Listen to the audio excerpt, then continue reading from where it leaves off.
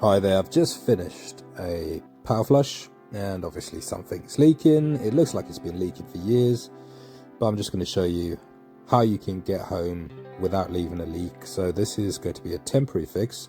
We're going to access the gland by closing the spindle all the way down,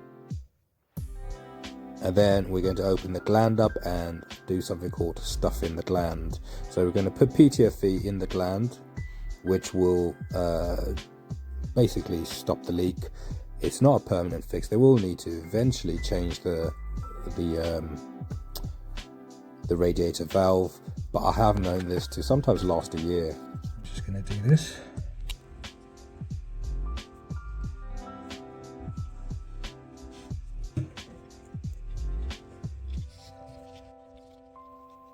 Now, I'm not wrapping the PTFE extremely tight around that spindle because I actually want to push it down, and if you tighten it too much you won't be able to put the nut back on, so it will be a bit of a hassle.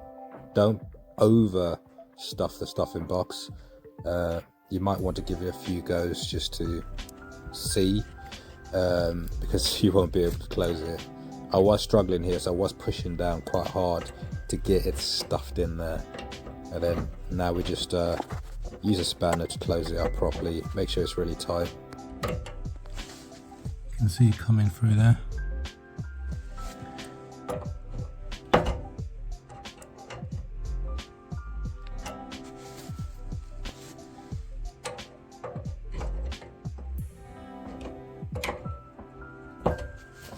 And there we go, that's all we need to open it by.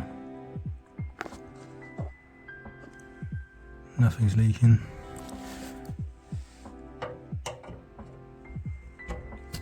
There we go, so as you can see some of it has actually come out, but it's now sealed the leak.